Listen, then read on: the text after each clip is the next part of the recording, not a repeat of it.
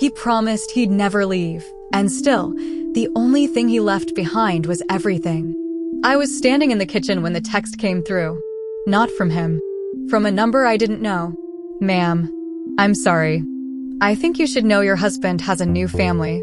My fingers tightened around the dish towel like it was the only thing keeping me upright. The kettle kept whistling, shrill, impatient, like it didn't understand that my whole life had just stopped moving. Outside the window, the late afternoon light stretched thin across our backyard. The same yard my husband, Daryl, had planted with me one spring when we swore we'd grow old in this house.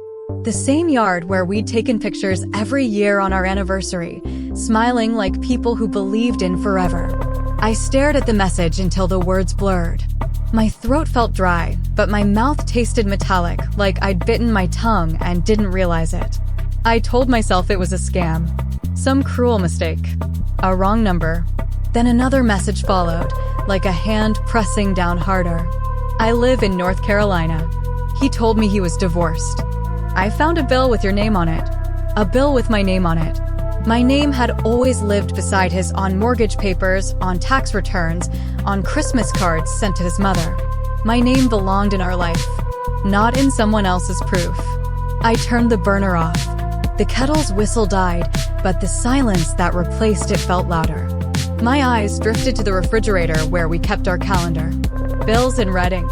Dentist appointment circled. My little notes to him. "Pick up milk. Don't forget the filter. Love you. Love you." I said it out loud, softly, like I was testing whether the words still meant anything. "Love you." But the kitchen didn't answer back. My phone vibrated again. A photo came through, blurry, taken from a distance. A man stepping out of a beige SUV, holding a toddler on his hip.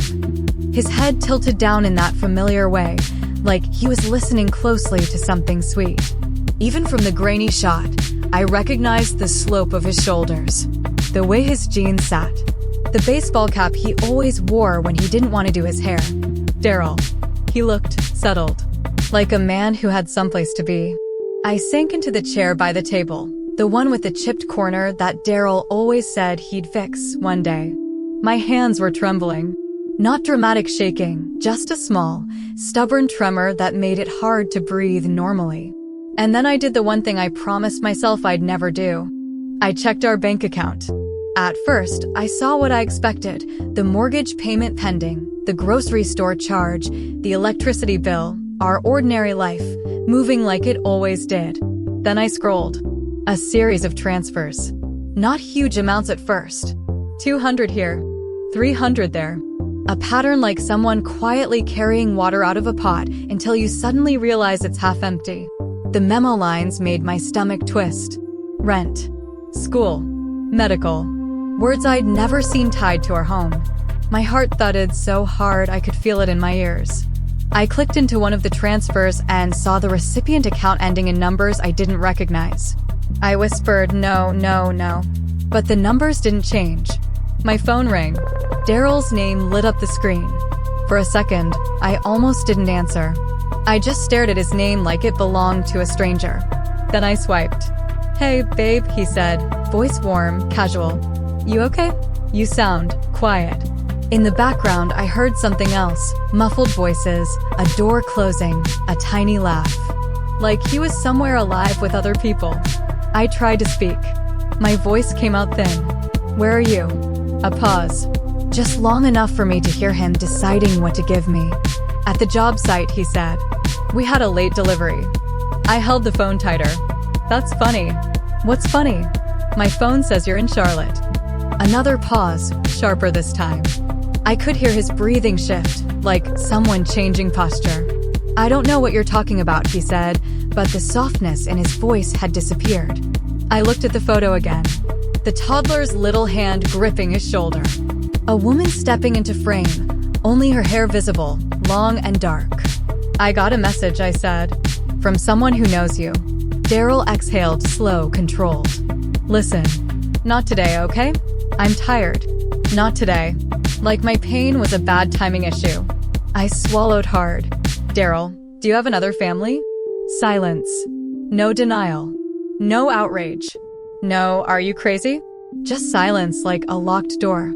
And in that silence, I felt something inside me, some old trust, cracked clean in half. Finally, he said, quietly, "It's complicated."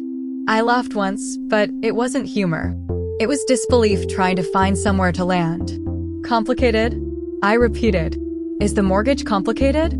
Is my name on the loan complicated? Are those transfers, rent, school, medical, complicated? His voice sharpened. Lower your voice. I'm alone in my kitchen. I snapped, then immediately hated how loud I sounded. My own anger startled me, like I'd turned into someone I didn't recognize. Daryl spoke like he was trying to keep the world tidy. "I didn't plan for this to happen." "You didn't plan for a whole child?" I said, voice shaking again. "Or is that part of the complication?"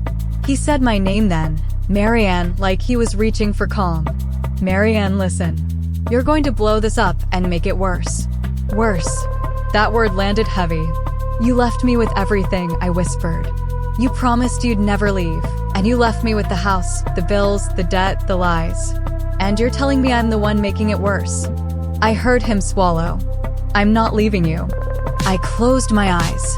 Tears pressed behind them, hot and humiliating. "You already did," I said. "You just didn't take your name off the mailbox." The line went quiet again. Then he said, in a tone that made my skin go cold, "I'll be home tomorrow. We'll talk. Don't do anything stupid. Like telling the truth would be stupid. Like asking for my own life back would be reckless." He hung up before I could answer. I sat there for a long time, listening to the refrigerator hum and the faint ticking of the clock above the stove. The house smelled like warm metal from the kettle, like the air had been burned. On the wall, the calendar still said we had a future. And in that moment, I realized something that made my chest tighten. Daryl wasn't just cheating. He was moving pieces around, money, stories, people, like he'd been planning a disappearance without ever packing a suitcase. And I was the one left holding the weight of what we built, while he carried the best parts of himself somewhere else. I wiped my face with the edge of my sleeve and opened my laptop. Not to cry, not to beg, to look. Because when someone leaves you with everything, you don't survive by pretending you don't feel the weight. You survive by learning exactly what they left you with and what they tried to take. I didn't sleep that night. I tried, Lord knows I tried, but every time I closed my eyes, I saw that blurry photo again. Daryl's arm wrapped around a toddler like it was the most natural thing in the world. Like I was the extra life, not the main one. Around 2:13 a.m., I got up and walked through the house barefoot. The floorboards were cold. The hallway light flickered the way it always did when the bulb was about to die. I remember thinking, weirdly, that I should replace it tomorrow, then catching myself. Tomorrow. Tomorrow had always been Daryl's favorite word. Tomorrow I'll fix the chair. Tomorrow I'll call the insurance. Tomorrow we'll go see your sister. Tomorrow was a soft blanket he used to cover every hard thing. But tonight, tomorrow felt like a threat. I sat at the dining table with my laptop and our filing box, the one we kept under the sideboard, stuffed with receipts, warranties, loan papers, and old tax returns. The box smelled faintly like dust and printer ink. Daryl used to tease me for keeping everything. "Marianne, you're like the IRS," he'd say, smiling. Now I was grateful for my own stubbornness. I started with what I knew, our bank statements. The transfers I'd seen weren't random. They were regular, every 2 weeks, like clockwork. Same day, similar amounts. Sometimes a little more, sometimes a little less. The timing matched his pay cycle. It made me feel sick how organized it was. He didn't fall into this life. He built it. I clicked through the transaction details again and again, trying to see something, anything, that would make it make sense. But the numbers only told one story. Daryl had been funding a second household while acting like our budget was tight. I remembered all the times he'd sighed at the grocery store when I reached for salmon instead of chicken. "We gotta be mindful," he'd say. Mindful while he was paying someone else's rent. At around 3 a.m., I opened our shared email account. We'd set it up years ago when we got the mortgage, one place for bills and statements, so we wouldn't miss anything. After a while, Daryl stopped checking it. I didn't mind. I liked having a system. That system was about to save me. I typed in the search bar, lease, school, payment, insurance, North Carolina. The first result made my stomach drop. A confirmation email for an apartment application, address in Charlotte, North Carolina. Daryl's name listed as the primary applicant. His phone number. His work history. A move-in date from 8 months ago. 8 months. 8 months ago, we had celebrated our anniversary with takeout Thai food and cheap champagne because Daryl said we didn't need to spend money going out. He'd held my hand across the table and said, "We're solid, Marianne. We're good." I stared at the lease confirmation until my eyes stung. Then I clicked the next email. A daycare invoice. Then a pediatric clinic reminder. Then, like the universe had decided I needed to stop pretending, an email with the subject line. Welcome to the family plan. I opened it with shaking hands. A health insurance enrollment confirmation. Daryl's employer. Names listed under dependents. His name. And 2 others I didn't recognize. A woman, Talia Brooks. And a child, Noah Brooks. Brooks. Not his last name. Not mine. But still connected to him by paperwork and premiums and promises he wasn't making to me anymore. I leaned back in the chair and covered my mouth with my hand. The room felt too quiet, like the whole house was listening. The clock ticked on. The refrigerator hummed. The world kept doing normal things while my insides broke apart. I whispered, "Who are you?" Not to the email. To the woman. To the life Daryl had built. I found myself doing something I'd never imagined I'd do, Googling my husband. Not just his name. His name was Charlotte. His name with the word Talia. His name with Noah. At first, nothing. Then, on a local community page, one of those church event bulletins posted online, I saw it. A photo. Not blurry. Not distant. Clear as day. There was Daryl, standing beside a woman with long dark hair. She was holding a baby on her hip. They were both smiling at the camera in front of a banner that read, "Family Fun Day." Underneath the photo, a caption. "Welcome our newest members, Talia and Daryl." My throat tightened. Newest members. Like he'd been adopted into another world. I stared at that picture until I could see details I hadn't noticed at first. The way his arm rested on her back. The way she leaned into him without hesitation. The way his smile looked relaxed. Not guilty. Not torn. Just comfortable. I sat there in the glow of my laptop and realized the betrayal wasn't only about another woman. It was about how easy he made it look. Around 5:30 a.m., I heard the first birds outside. The faint blue of morning started to fill the kitchen window. My eyes burned from crying, but the tears had slowed. What replaced them felt different. A heavy, clear awareness. If Daryl had gone far enough to put another woman and child on his insurance, then he'd gone far enough to leave me holding the legal mess. Because my name was on things. My name was on the mortgage. My name was on the car loan. My name was on the credit card we used for emergencies. And I suddenly knew what he left me with everything really meant. It meant he'd kept his hands clean while letting me carry the risk. At 7:15 a.m., my phone buzzed. A message from Daryl. On my way home. We'll talk. Like we were discussing paint colors. I didn't respond. Instead, I did something that surprised even me. I called my friend Renee. Renee had been my coworker years ago, back when I still worked full-time. We'd stayed close even after I switched to part-time to help Daryl when his job got busy. Renee had always been sharp, the kind of woman who could read between the lines and didn't apologize for seeing the truth. She picked up on the second ring. "Marianne? You okay?" "It's early." I tried to speak, but my voice cracked. "Renee, I need you. I need someone to tell me I'm not crazy." Her tone changed instantly. "What happened?" I told her everything. Not every detail, because there were too many, but enough. The photo. The insurance. The transfers. Charlotte. There was silence on her end, but it wasn't the stunned kind. It was the kind where she was thinking. Then she said, carefully, "Do not confront him alone." I already did, I admitted, ashamed. "No," she said firmly. "Not like this. Not now. Marianne, listen to me. Men who live double lives don't just lie, they plan. And planners don't like surprises." The word planner made my skin prickle. Renee continued, "Today you do 3 things. 1. Take screenshots of everything. 2. Get copies of all statements and those emails. 3. Call a lawyer." I let out a shaky breath. "A lawyer?" "Yes," she said. "Because he's already moved money, Marianne. If you wait, you'll be the one paying for his choices." I looked around our kitchen, our wedding photo on the wall, the magnets on the fridge, the grocery list on the counter. I whispered, "I don't even know who he is." Renee's voice softened. "You know who you are, though. And that's what matters." I didn't cry then. I nodded to myself like she could see me. "I'll do it," I said. And for the first time since that text message hit my phone, I felt something steady form in my chest.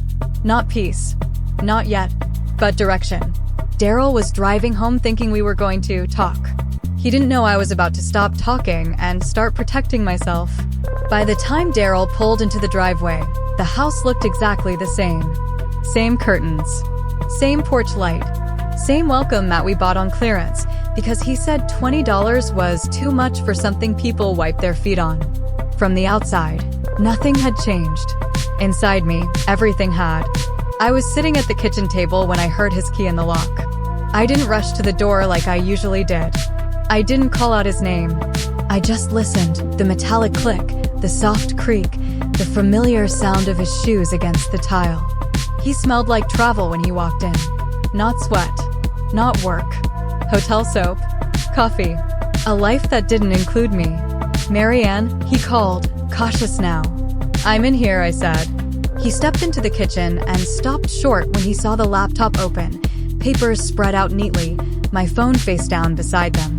His eyes flicked over everything like a man scanning a crime scene. "You didn't sleep," he said. Neither had he, judging by the shadow under his eyes. But his exhaustion didn't stir sympathy in me anymore. It felt earned. "No," I said. "I didn't." He pulled out the chair across from me but didn't sit. "We need to talk." I nodded. "We do." There was a long pause. He rubbed his hands together, a nervous habit I'd noticed years ago. Back when his anxiety still felt like something I needed to soothe. "I didn't want it to come out like this," he began. I leaned back slightly. "Like what?" "Like an ambush," he said. "A stranger texting you. Photos." "Marianne, this wasn't how it was supposed to happen." I watched his face as he spoke. The careful wording. The absence of apology. "How was it supposed to happen?" I asked. He opened his mouth, then closed it. His gaze dropped to the table. "I was going to tell you." "When?" I pressed. "Soon." That word again. "Tomorrow's twin." I slid my laptop toward him and turned the screen so he could see. The lease confirmation. The insurance email. The daycare invoice. His jaw tightened. "You went through my email," he said sharply. "Our email," I corrected. "The one your name and my name are both on." He exhaled hard. "This is exactly what I mean. You're making it hostile." I felt something cold settle in my chest. "Hostile," I repeated. "You had a child with another woman and I'm being hostile?" He finally looked at me then. "I didn't cheat on you emotionally." I blinked. What does that even mean? It means he searched for words like he was reaching into a drawer he hadn't opened in a while. It means I never stopped loving you. This was different. Different how? I asked. He hesitated. She needed help. I let out a soft, incredulous laugh. "So you helped her? By building a whole life with her?" His shoulders sagged. "You make it sound ugly." "It is ugly," I said quietly. "It's ugly that you paid her rent while telling me we couldn't afford groceries. It's ugly that you put her child on your insurance while I skipped my checkups because we were being mindful." He flinched at that. "I was protecting everyone," he said. "No," I replied. "You were protecting yourself." The words landed heavier than I expected. He sank into the chair then, like his legs had finally given up. "I didn't want to lose you," he said. "You already did," I said. "You just didn't leave the house." He looked up, eyes glassy now. I thought, maybe we could keep things the same. You and me. The house. Our life. And them. I asked. He didn't answer. I reached for the stack of printed statements and slid them toward him.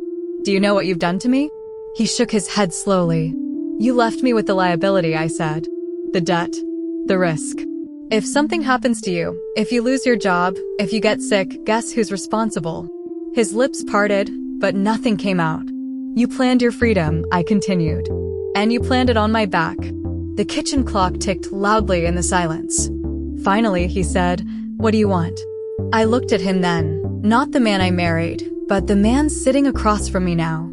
A stranger wearing my husband's face. "I want the truth," I said. "All of it. No more complicated. No more soon." He nodded slowly. "Okay." And so he told me. He told me about meeting Talia during a work trip 2 years ago. About how she'd been newly separated, struggling, overwhelmed. About how he'd felt needed again. "She made me feel important," he admitted. I stared at him. "I built a life with you." "I know," he said softly. And I took that for granted. He told me the pregnancy hadn't been planned. That he'd panicked. That he'd promised himself he'd fix everything without breaking anyone. And instead, I said, "You broke everyone." He didn't argue. "I'm not asking you to forgive me," he said finally. "I just don't want to lose everything." I folded my hands in front of me. "You should have thought of that before you split your life in half." His eyes filled with tears then, real ones this time. "Are you going to leave me?" I shook my head slowly. "No." Relief flashed across his face too quickly. "I'm not leaving," I said. "I'm staying right here, in my house, with my name on the deed. And I'm calling a lawyer." The relief drained from his expression. "You said you wanted to talk," I continued. "This is me talking." His voice cracked. "You're going to destroy me." I stood up, steady, calm. "No, Daryl. I'm going to stop letting you destroy me." I walked past him and down the hallway, my heart pounding, but my steps firm. Behind me, I heard him whisper my name, but I didn't turn around. That night, I slept in the guest room. Not out of spite, out of clarity. Because when someone shows you who they are, you don't scream. You take notes, and you decide what happens next. The lawyer's office smelled like old books and lemon cleaner. It was quiet in the way serious places always are. No background music, no small talk drifting from other rooms. Just the soft hum of the air conditioner and the faint scratch of a pen somewhere behind a closed door. I sat with my purse on my lap, both hands folded over it like I was holding myself together. The lawyer's name was Ellen Price. Renee had recommended her. "She doesn't scare easily," Renee had said. "And she listens." That mattered more than I realized. Ellen was in her early 50s, with silver threaded through her dark hair and glasses she pushed up with one finger when she read. She didn't rush me. She didn't interrupt. She just let me talk. So I did. I told her about the second family, the transfers, the insurance, the lease. I slid the documents across her desk one by one. She scanned them carefully, her face unreadable. When I finished, she leaned back in her chair and exhaled slowly. "He's been very intentional," she said. The word landed exactly where it should have. "Yes," I replied. "That's what scares me." Ellen nodded. "You did the right thing coming in early. If you'd waited, if he'd had time to shift assets or open accounts you didn't know about, this would have been much harder." I swallowed. "So what happens now?" "That depends," she said calmly. "Do you want to divorce him?" The question sat between us like a fragile object. I didn't answer right away. Not because I didn't know, but because saying it out loud felt like crossing a line I couldn't uncross. "I want to protect myself," I said carefully. Ellen gave a small, understanding smile. That answer usually leads to clarity. She explained my options. Legal separation, asset freezes, documentation. What I needed to do, and what I absolutely should not do. "Do not move money without talking to me," she said firmly. "Do not confront the other woman. And do not warn your husband about any steps you're taking." I nodded, absorbing it all. Before I left, she said something that stayed with me. "Marianne, betrayal like this isn't just emotional. It's structural. He didn't just lie to you, he used the system you trusted." That was exactly it. The system. The shared accounts. The shared life. The shared assumption that we were on the same side. When I got home, Daryl wasn't there. His car was gone. A note sat on the counter in his familiar handwriting. "Needed some air. We'll talk later." I folded the note once and set it down. Later. I spent the afternoon doing what Ellen had told me to do. I made copies. I organized folders. I took screenshots and saved them in 3 different places. I opened a new email account in my name only. I changed passwords quietly, carefully. It felt strange, moving through my own house like a guest with a plan. That evening, Daryl came home with takeout bags in his hands, like food could fix the fracture. I thought we could eat, he said gently. I already did, I replied. He nodded and set the bags down anyway. Did you talk to anyone today? I met his eyes. Yes. Something flickered in his expression. Who? A lawyer. The word changed the air between us. You said you weren't leaving, he said, voice tight. I'm not, I answered. I'm staying. I'm just not pretending anymore. He paced the kitchen slowly, like a man measuring the walls of a room he might lose. This doesn't have to get ugly, he said. I folded my arms. It already is. I'm just refusing to carry it alone. His voice rose. So what, you're going to tell everyone? Ruin me? I shook my head. No, the truth doesn't ruin people. Lies do. He stopped pacing and stared at me. You think you're innocent in this? That hurt more than I expected. Innocent? I repeated. Of what? Of us drifting apart, he said. You changed, Marianne. You stopped seeing me. I felt a flare of anger, sharp and clean. I stopped seeing you because you weren't there. You were in Charlotte. He looked away. Over the next few days, things began to shift, not loudly, not dramatically, but unmistakably. Daryl started sleeping on the couch. He spent hours on his phone, whispering in corners. He stopped asking where I was going, stopped telling me where he'd been. And then the calls started. His sister first. Is everything okay? She asked, cautious. Yes, I said. It will be. Then his mother.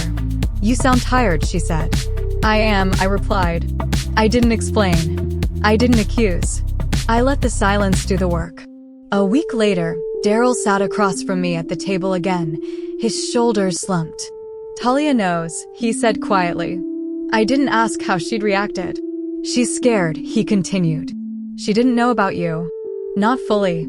I nodded. Neither did I. She says if this goes public, his voice trailed off. If the truth is known, I corrected, it won't be because I made it loud. It'll be because you made it real. He looked at me then, really looked at me, like he was finally seeing the weight of what he'd done. I never meant to hurt you, he said. I believed him. And still, it didn't change anything. 2 weeks later, Ellen filed the paperwork. Not divorce. Not yet. A legal separation. An asset disclosure request. A boundary drawn in ink instead of tears. Daryl didn't fight it. That told me more than words ever could. The story didn't explode in public. It unfolded. Slowly. Naturally. His family found out. Whispers spread. Questions followed. And something surprising happened. People didn't look at me with pity. They looked at me with respect. Because I wasn't screaming. I wasn't begging. I wasn't hiding. I was standing in my own life again. One evening, as I watered the plants in the backyard, the same ones we'd planted together years ago, I felt a strange calm settle over me. The betrayal still hurt, but it no longer owned me. Because when someone leaves you with everything, you don't collapse under the weight. You decide what's worth keeping. And you build again, with honesty this time. The first time I went to a family gathering after everything became known, I almost didn't go. It was Daryl's mother's birthday. 72 years old. A small dinner at his sister's house, nothing fancy. Just pot roast, folding chairs, and a cake that leaned a little to the left because someone rushed the frosting. I stood in front of the mirror for a long time that afternoon, adjusting my blouse, smoothing my hair, practicing a neutral expression. I wasn't afraid of being yelled at. I was afraid of being pitted. In the end, I went. Because hiding would have felt like admitting shame that wasn't mine. When I walked in, the room quieted just a bit, not enough to be obvious, but enough for me to feel it. Conversations dipped. Eyes lifted. Then his mother stood up and hugged me. You look tired, baby, she said softly. Sit. Eat something. No accusations. No questions. Just warmth. Daryl arrived 10 minutes later.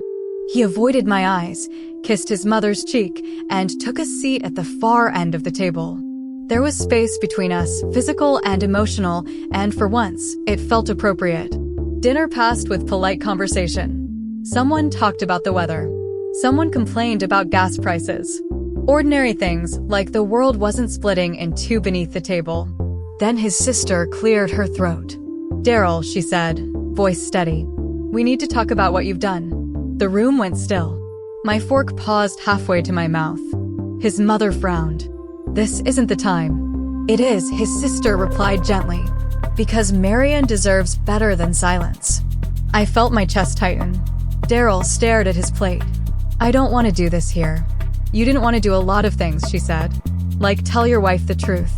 No one raised their voice. No one shouted. That was the worst part. Truth spoken calmly has a way of cutting deeper.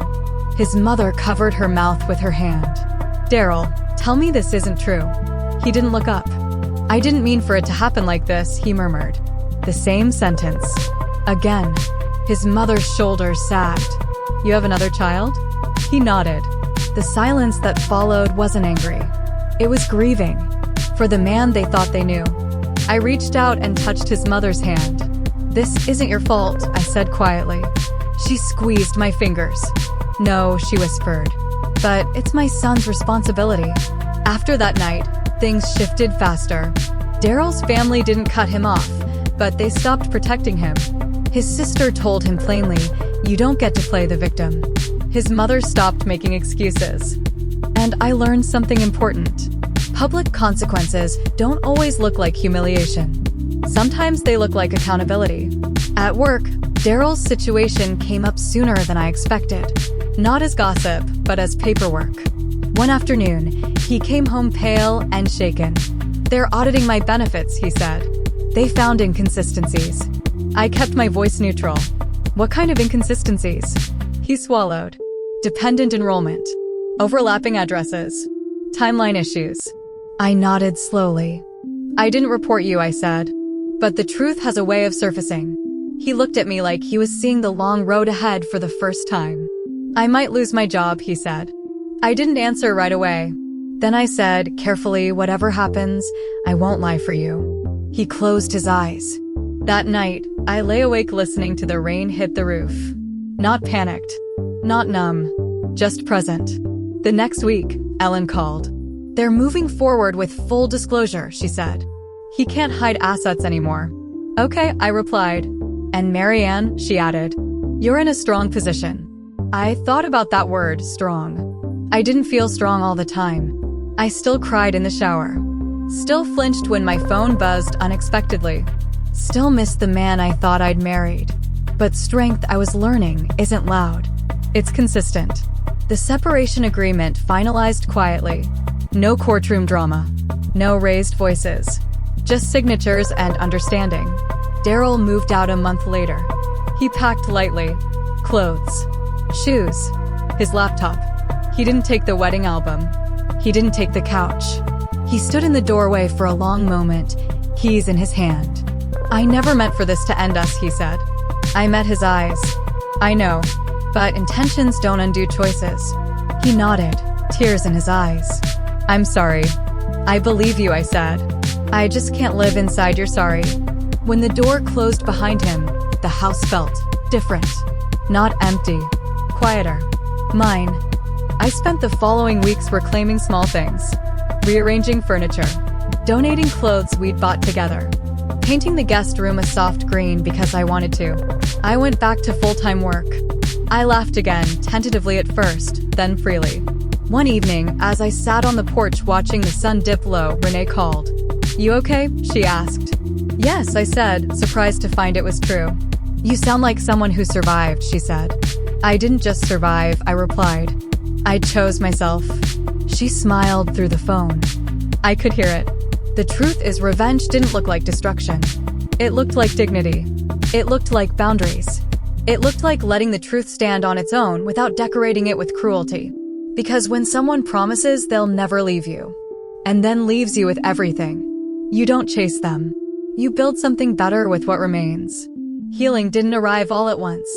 It came in pieces, quiet, unremarkable moments that didn't announce themselves as important until later, when I realized I was breathing easier inside them.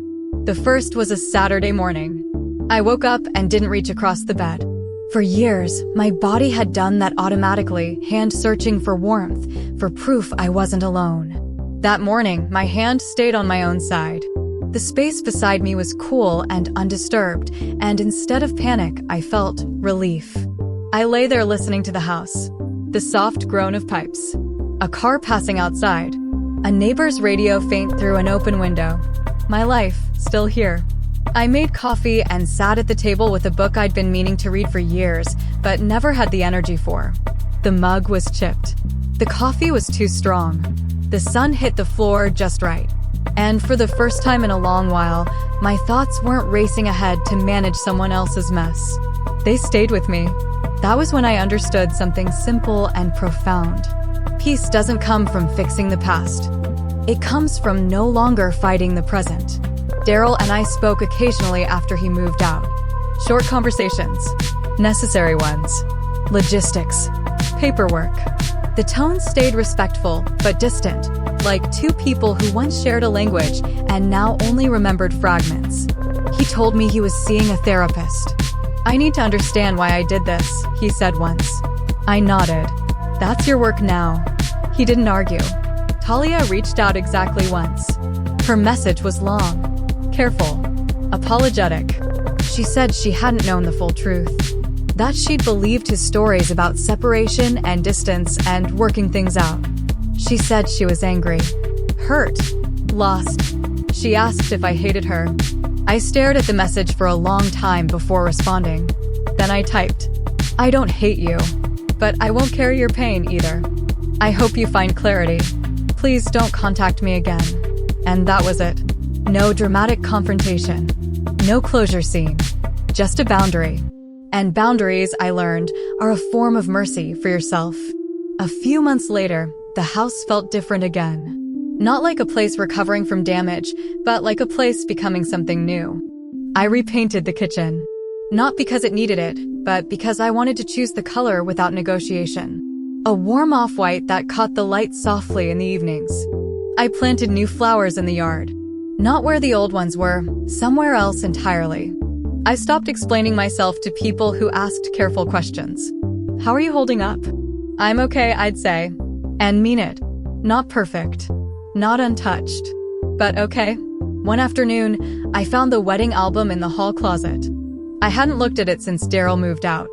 I sat on the floor and opened it. There we were, young, hopeful, smiling like people who believed love was enough to keep things whole. I didn't feel anger. I felt grief. Not for him. For that version of me who didn't know she'd one day have to be this strong. I closed the album and put it back. Some memories don't need to be destroyed to lose their power. They just need to be understood. The financial fallout took time, but it didn't swallow me the way I once feared. With Ellen's guidance, things were untangled carefully. Painfully, but fairly. I kept the house. I kept my name intact. Daryl took responsibility for his other obligations. The system adjusted. So did I. On the anniversary of the day I got that first message, the unknown number, the photo, the unraveling, I did something symbolic. I took myself out to dinner. Not to punish myself. Not to mourn. To honor survival. I sat alone at a small table by the window, ordered something indulgent, and watched the city move around me. Couples passed. Families laughed. Life continued. And I felt something I hadn't felt in years. Freedom. Not the loud, reckless kind.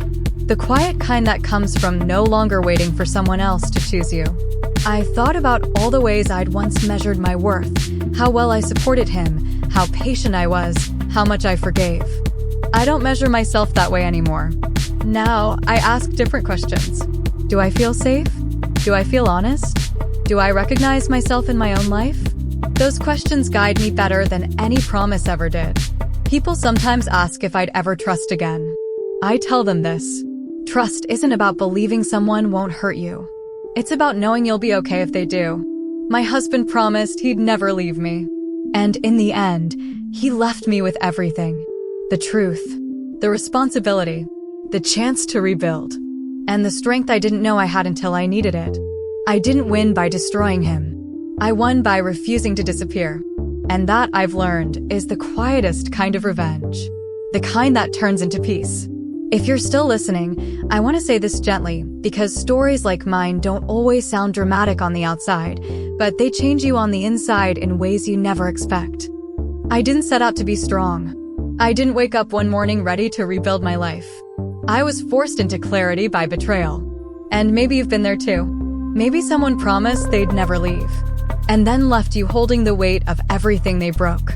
What I learned slowly, painfully, is that revenge doesn't have to be loud.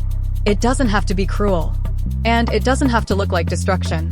Sometimes, the most powerful thing you can do is stay. Stay honest. Stay grounded. Stay in your own life instead of shrinking to make room for someone else's lies. I didn't scream. I didn't beg. I didn't chase explanations that would never heal me. I chose dignity. And in choosing myself, I found something better than closure. I found peace. If you're listening to this and standing at the edge of a truth you're afraid to face, I want you to hear this. You don't have to decide everything today. You don't have to be perfect. You just have to stop carrying pain that isn't yours. So I'll leave you with one question, just one. If someone left you with everything, what would you build next? If this story resonated with you, share your thoughts in the comments. Your voice matters here. And if you want to hear more real stories of heartbreak, strength, and quiet resilience, don't forget to subscribe and support the channel. You're not alone.